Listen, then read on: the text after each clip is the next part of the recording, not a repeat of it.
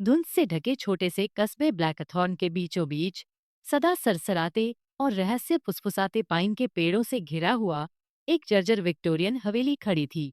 उस भुतही हवेली के भीतर एक गुड़िया रखी थी, फटी पुरानी चीनी मिट्टी की बनी, जिसकी आंखें अंधेरे में अनजानी चमक से दमक रही थीं। इस गुड़िया का नाम था एलिनोरा। कस्बे में यह कुख्यात थी, मगर उसके रहस्य के बारे में कोई खुलकर बोलने की हिम्मत नहीं करता था। लिडिया, पुरानी वस्तुओं की शौकीन महिला, इन कहानियों से आकर्षित होकर ब्लैकथॉर्न आई थी। जिज्ञासा उसे रदरफोर्ड एस्टेट यानी उस हवेली तक खींच लाई। जैसे ही उसने टूटी फूटी अधखुली दरवाजे को धक्का दिया, वो भयानक चरमराहट के साथ उसका स्वागत करता सा लगा।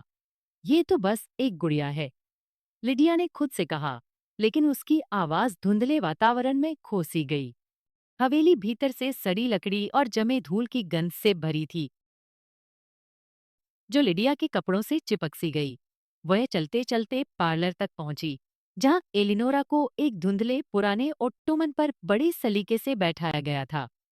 कमरा अंधेरा था, बस एक मोमबत्ती टिमटिमा रही थी, जिसकी परछाइयां दीवारों पर टंगे गली सड़े टेपेस्ट्री को अजीब सा जीवन दे रही थीं। लिडिया ने हिम्मत करके गुड़िया के गाल को हल्के से छुआ। जैसे ही उसकी उंगलियां चीनी मिट्टी पर पड़ी, मोमबत्ती जोर से कांपी और परछाइयां विकृत होकर कमरे में नाच उठीं। लिडिया चौंक कर पीछे हट गई। उसके मन में उम्मीद और डर दोनों थे कि कहीं गुड़िया अचानक हिल न पड़े। रहस्य को सुलझाने के दृढ़ संकल्प के साथ उसने हवेली में रात बिताने का निश्चय किया। उसने पास की लाइब्रेरी में डेरा जमाया, जहां पुराने किताबों की गंध टूटी खिड़कियों से आती रात रानी की खुशबू में घुली हुई थी। मध्यरात्रि की घड़ी बजी ही थी कि अचानक एक अजीब आवाज गूंज उठी, धीमी, लयबद्ध टक टक टक। लिडिया कांपते दिल और टॉर्च हाथ में लिए आवाज के पीछे चली। उसका हर कदम ड्रम की तरह उसकी छाती में गूंजता रहा। आवाज उसे फिर पार्लर तक ले आई, लेकिन वहां का दृश्य देखकर उसका दिल थम गया। ओट्टोमन खाली था, एलिनोरा गायब थी। उसने इधर उधर देखा। टॉर्च की रोशनी में गुड़िया अब खिड़की के पास एक कुर्सी पर बैठी थी, सिर हल्का सा मोड़े हुए, मानो बाहर देख रही हो। लिडिया हड़बड़ाकर आगे बढ़ी, मगर जैसे ही वह पास पहुंची, कुर्सी खाली थी। उसकी रगों में ठंडक दौड़ गई। अचानक वह गुड़िया अब हवेली के पुराने ग्रैंड पियानो पर बैठी थी।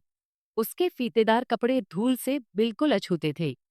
कमरे की दीवारों से धीमी धीमी फुसफुसाहट रिसने लगी, जाओ, भागो। धीरे धीरे ये स्वर तेज और भयावह होते गए। लिडिया बुरी तरह कांप रही थी। उसने तय किया कि सुबह होते ही वह हवेली छोड़ देगी, लेकिन जैसे ही उसने अपना सामान उठाने के लिए मुड़ना चाहा, कमरे में एक भयावह सिसकती हुई हंसी गूंज उठी। अब लिडिया अब एलिनोरा किताबों की अलमारी पर बैठी थी, सिर तिरछा किए हुए, मानो उसका मजाक उड़ा रही हो। हताशा और डर से भरकर लिडिया ने गुड़िया को उठा लिया। जैसे ही उसने उसे पकड़ा, एक अजीब शक्ति उसके शरीर में दौड़ गई। उसकी आंखों के सामने गुड़िया के पिछले मालिकों की झलकियां उभरी। हर कोई उसकी तरह जिज्ञासा से खिंचा चला आया था और फिर धीरे धीरे पागलपन में डूब गया था। चीखते हुए लिडिया ने गुड़िया को जमीन पर पटक दिया। वह हजारों टुकड़ों में टूट गई।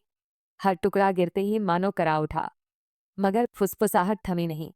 लिडिया की आंखों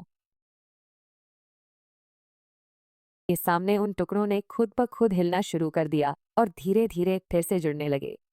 यह देखकर लिडिया के होश उड़ गए। समझ गई कि यह शाप कभी नहीं टूट सकता। वह चीखती हुई हवेली से भागी और कभी पीछे मुड़कर नहीं देखा।